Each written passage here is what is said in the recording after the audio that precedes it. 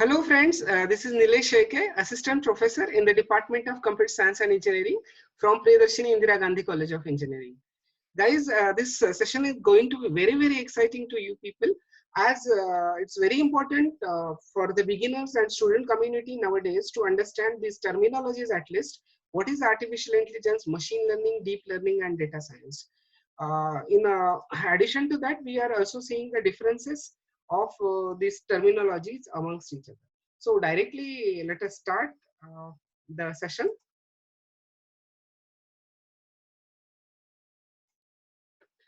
Let us start, spare some time talking about artificial intelligence. Artificial intelligence is for emulation for the things what human beings are currently doing. That means human beings have the ability of reasoning, thinking, and making decisions. So what we are trying to do is we want to have mimic or copy or develop and demonstrate the human behavior into the machine learning, into the machines. And somehow about 1950s, this artificial intelligence was first coined. Now talking about machine learning, naturally machine learning and deep learning are the subsets of the artificial intelligence. And machine learning is a way of achieving the artificial intelligence. Now, it's not the fact that we cannot have applications of artificial intelligence without machine learning. We definitely have.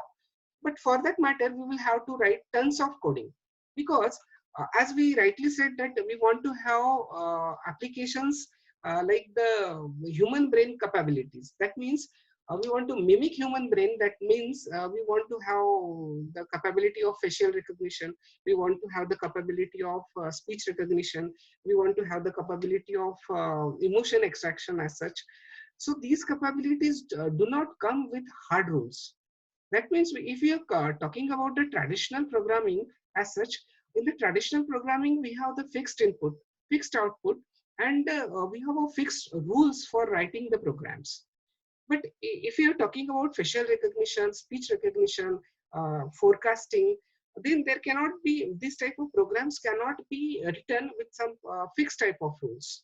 Hence, it's become impossible, near about impossible to write artificial intelligence without machine learning. So what is machine learning is, machine learning machine learning is an ability to learn without being explicitly programmed. What I mean to say this, that in machine learning, I have a fixed data, I have a input data, I have a output data, and I'm asking the algorithm itself to come out of these data from input output mapping. I want the machines to come up with some logic. That means I am asking the algorithm itself to build some model out of this data and come with some logic. So this is what machine learning is. And talking about deep learning is a further subset of artificial intelligence, and it realizes on the concept of artificial neural network. In artificial neural network, we are imitating how human brain works. And for knowing more about artificial neural network, I have created a very separate video on artificial neural network. I will be giving the link of that description in the description. Please don't forget to see that separate video on the deep learning. So going ahead, let us, in order to going further, let us first understand where we are in artificial intelligence. We are seeing that we are talking much about the artificial intelligence, but we must know what is the progress of artificial intelligence today. Now, you can divide this total artificial intelligence progress in three phases. That is the narrow AI, general AI, and this super AI. Actually, talking about narrow AI,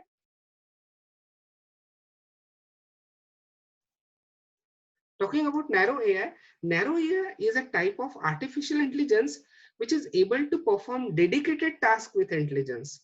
The applications that have been developed till today, these all type of applications are coming under the purview of this narrow AI. That means you might be talking about playing chess, you might be talking about purchasing suggestions from e-commerce site, maybe self-driving cars, speech recognition, image recognition. These all applications come under this narrow AI. Because in narrow AI, we are performing the task uh, within some limitations. For example, if you are talking about Apple series is a good example of narrow AI because it operates within limited predefined range of functions. And if you're going out of that limitations, that particular software will not work. Talking about your general AI, general AI is we in general AI expectation is that it should perform just like human beings perform its task. Actually, it is a type of intelligence which could perform any intellectual task with the efficiency like a humans.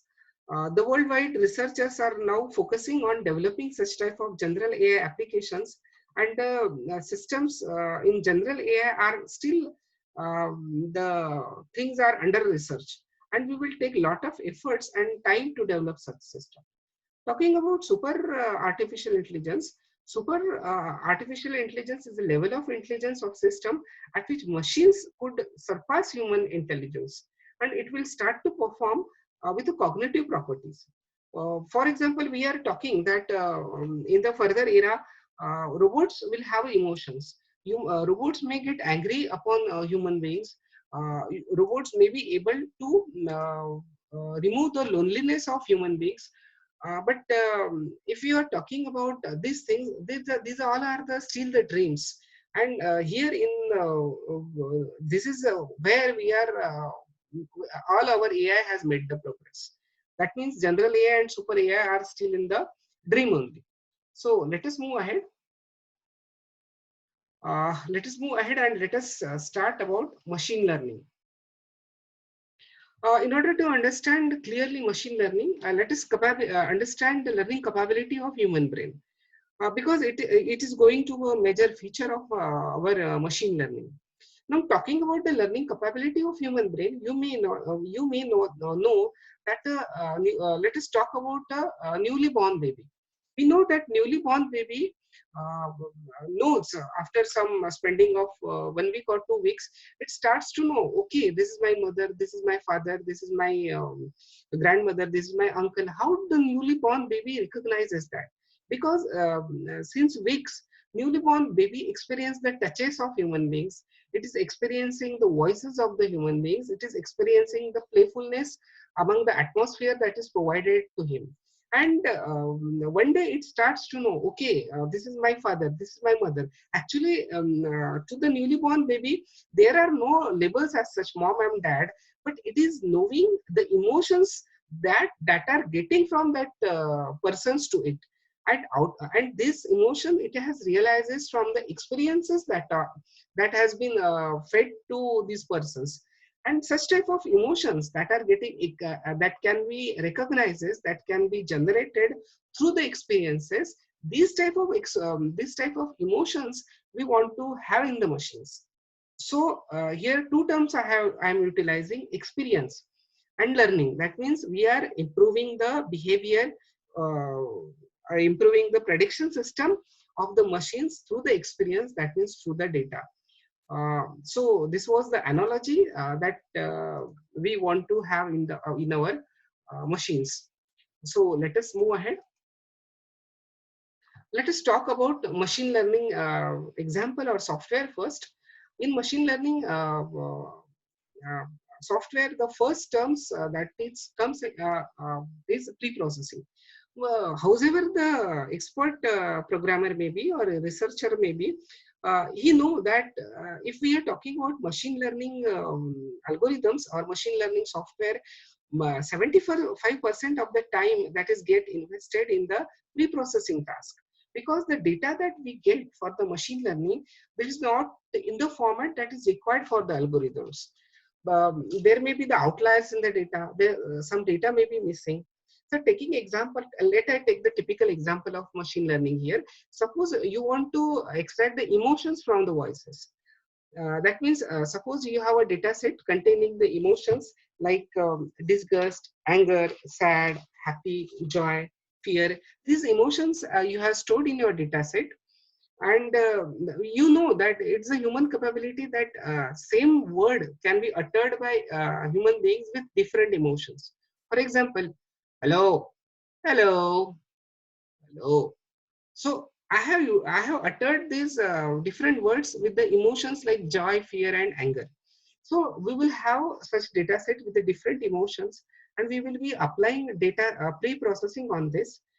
Pre-processing is a very big topic, and we will be having separate lecture on this.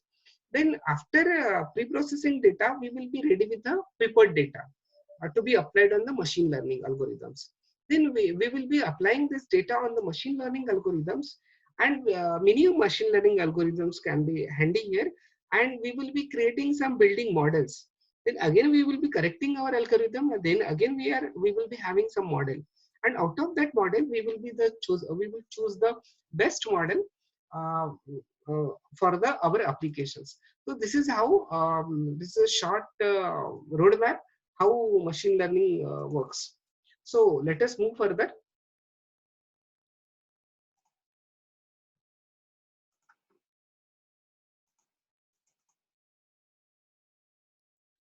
Talking about machine learning at its type, we can see here there are total three types of machine learning. One is supervised learning, another are unsupervised learning, and another are reinforcement learning. Let us spare some time on one by one on it. Let us talk about supervised learning. Now, in the supervised learning, I told you for initially itself that in the supervised learning, we will have an input, we will have an output, and we will be asking the machine itself to come with some logic from the input and output mapping. Talking about the example, just the example that I have given about the emotion extraction from voice, it was an example of supervised learning, because initially itself we have input data and output data, and then we will be giving the testing data.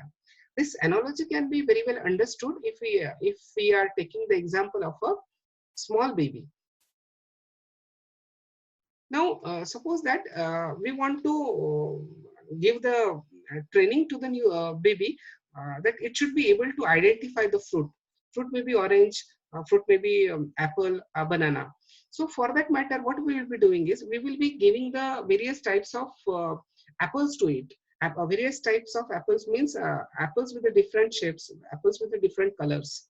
Similarly, we will be showing different type of oranges with different shapes and colors. Similarly, we will be showing bananas to it, and we'll be telling it, okay, baby, this is an apple, this is an banana, this is an orange, these are the grapes. And one day we will be taking the test of that baby, and we will be showing any type of fruit, and we will be asking him that, okay, you tell me what type of fruit it is. So this is how supervised learning works. Talking about unsupervised learning, one unsupervised learning do not have any data as such, labeled data as such.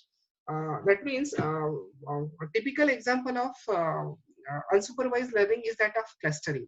Let us consider the analogy of superbazar for that. In the superbazar, you know that there are separate sections are kept for the variety of products. That means dairy products are come at a different place.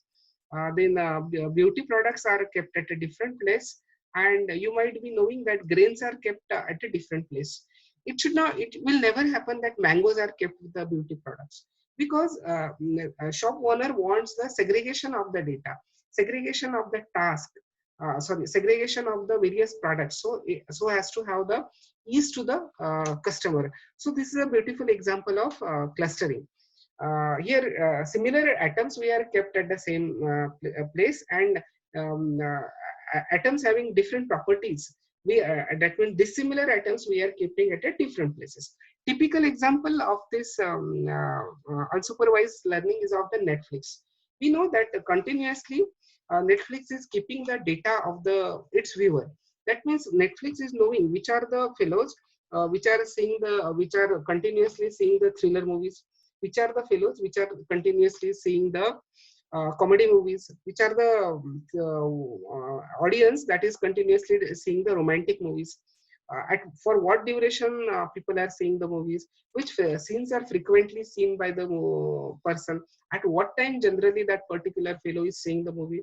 So according to this data available with the Netflix, it categorizes all the data, and it customizes customizing it is sending the recommendation to the person. Okay, this fellow likes the comedy movies, so it will be sending him the comedy movies to that person.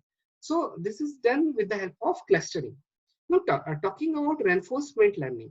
Reinforcement learning work under the principle of reward and punish principle.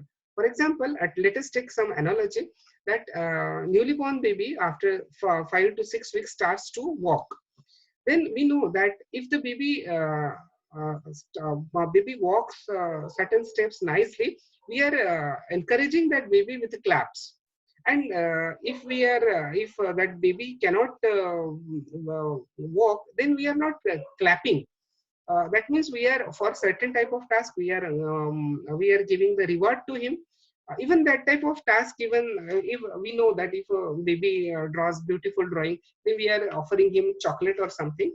But if it is not doing a good task, then we are no, we are cursing him, or we are not happy with that task. That means from that penalty and reward task, baby is understanding someday that okay, my dad gets happy with this task and gets angry with this task. One more example I can give for reinforcement learning for clear the idea. We know that in the circus, that man who is teaching ringmaster, if that particular task or the activities are done by the animals nicely, then he appreciates that to the animal, so that he will be that animals will be creating that task with more encouragement, with more enthusiasm. And if somewhere that animals are wrong, then we very very know how the punishment are given by the ringmaster. So this is a principle of penalty and award. One more typical example I will be giving. In the school, we know, in the class we know that there are some student who is a university topper or college topper, and there are other normal students. Then while giving the internal marks in the next semester, we definitely have some bias that we are giving more internal marks or to the students who are topping in the university. That means some type of reward we are giving out of that, and to the normal student we are not giving that much marks which we are giving to the topper students. So this all are the examples of the reinforcement learning. Typically talking about the applications of this supervised learning and uh, unsupervised learning and reinforcement learning. Before talking about all these applications, let I tell you one thing, that this total work or the task of supervised learning comes under two purview, that are the classification and another is the regression. Let me firstly give you the difference between classification and regression. All the tasks, all the examples that I have discussed until now, like extraction of emotion from the text, that means whether the text has a positive emotion, negative emotion. Here we are categorizing the things into in a qualitative way. That means whether it will rain or not, whether the email is spam or ham. These are the qualitative type of grouping. This is what a classification is. That means this classification, you also can say prediction. Then talking about regression, regression is also a prediction, but it is a numerical prediction. That means through the regression, you can ask the software that how many millimeter it will rain. That means suppose, let I give you the example clear, that suppose I have a data set like data set of last 50 years, like okay, that day it was a humidity, it was a temperature, and with this velocity, wind was flowing.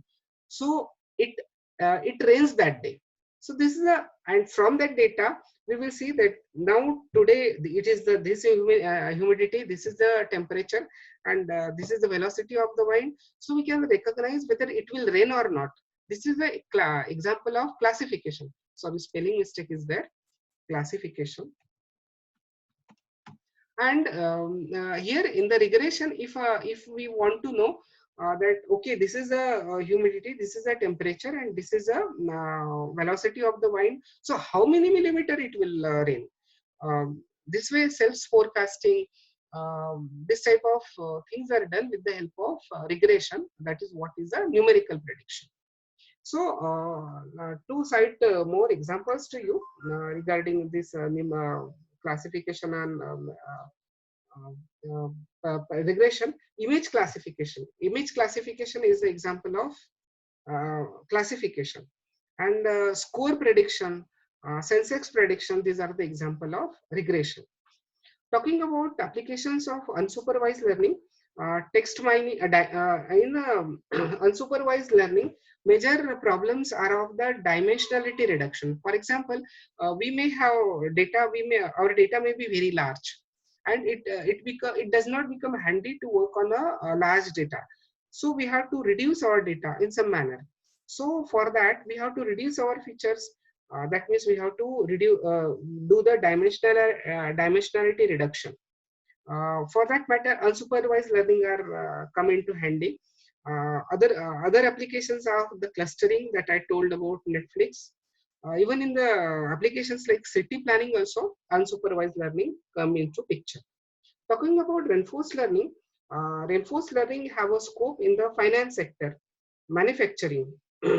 Talking about more examples of reinforced learning, reinforced learning, the aim of this algorithm is to reach a goal in dynamic environment. That means it can reach this goal based on several rewards provided to it. It is mostly, this reinforcement learning is heavily used programming in robots to perform autonomous actions. It is also equally useful in cars and industrial robotics. So I think these are the enough examples to have the idea as to know what are the various types of machine learning. So let us move ahead.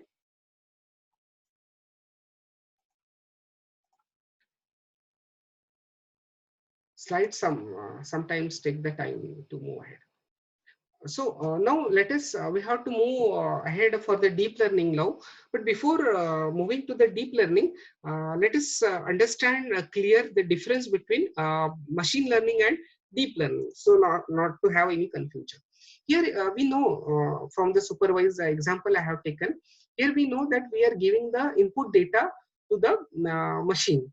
Like for example, you are the giving the input data of the features of input data, like a car, truck, uh, uh, bicycles, different vehicles as such. And from that data, machine learning algorithm will extract the features, and then it will classify, and then it will predict, okay, the vehicle that is provided to me is a cycle, vehicle it's provided to me is a car. This way it will work. But what is the difference between machine learning and deep learning is that in deep learning, this feature extraction task is itself done by the deep learning. Guys, feature engineering or feature extraction is a very big hurdle for getting the right input, for getting the right output. And in deep learning, why deep learning is becoming so popular, so buzzword nowadays, because this particular feature of deep learning, that it itself will do the feature extraction, is a very handy and liked by the people. That is why nowadays deep learning is very chosen by the researchers. Let us move ahead. Now, talking about deep learning, there are three most important types of neural networks. I said that neural network methodology or techniques are used in deep learning. And there are three types of neural networks: artificial neural network, convolution neural network, and recurrent neural network. Talking about artificial neural network is good when we are dealing with numerical or number type of data. For example, you have a temperature, you have a pressure, and from these two variable, you want to know the density for some applications. Then your artificial neural network comes into handy. For knowing more about the artificial neural network, I have made a very separate video by the name Artificial Neural Network Simplified. You are requested to go for that video. So let us move ahead for convolution neural network.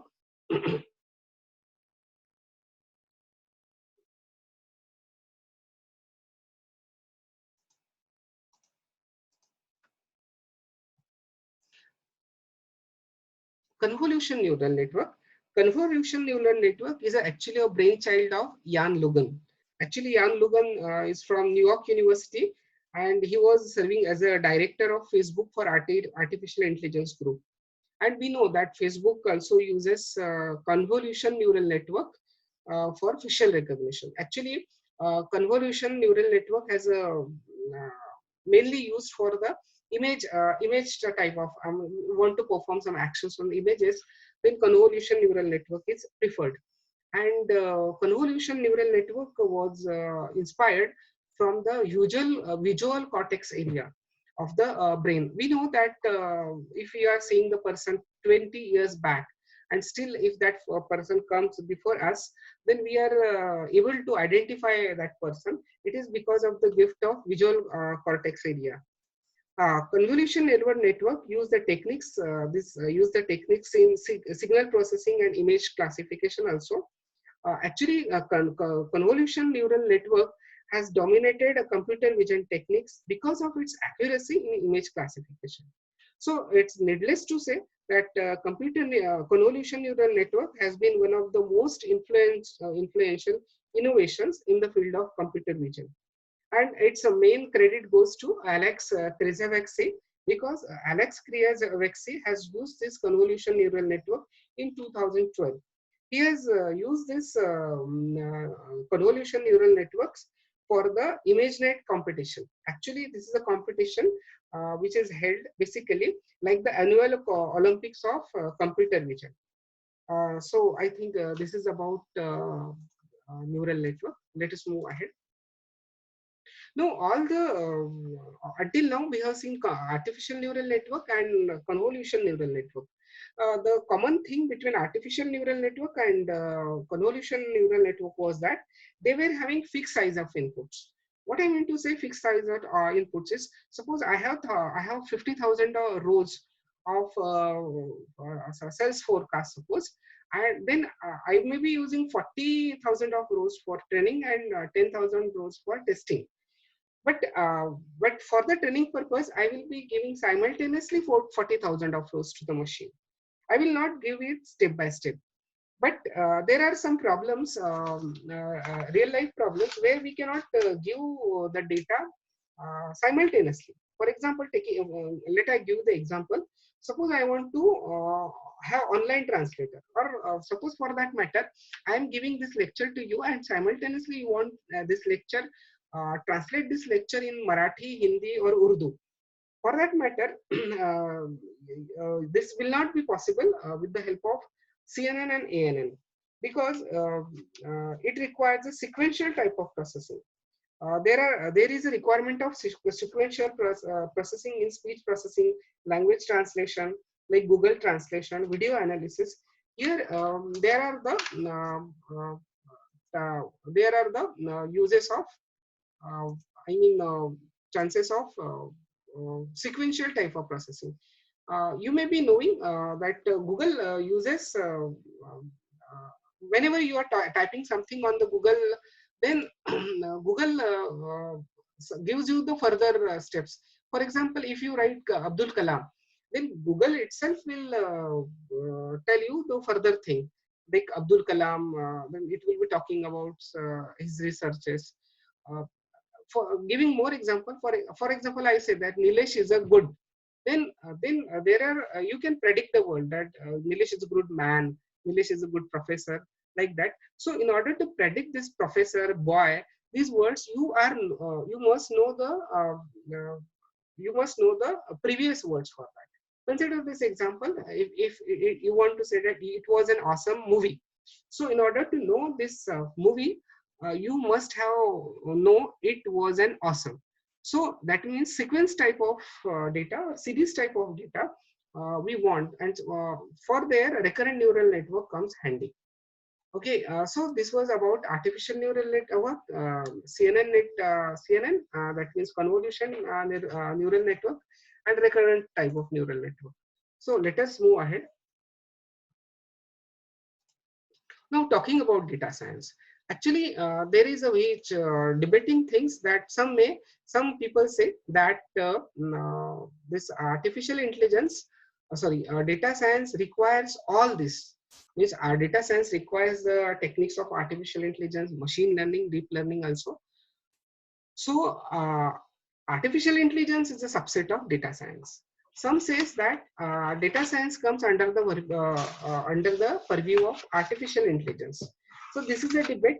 But moving ahead of that debate, I will be telling you what the extra thing that we will be requiring for data science is. You will have to have the good knowledge of linear algebra, other statistics tools, probability, for having the data science.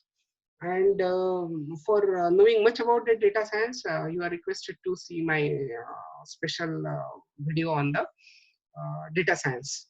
So guys, it was a very good experience to share this knowledge with you people. I hope this was maybe a wonderful journey for you people. I offer my gratitude for patiently listening this video. Thank you very much.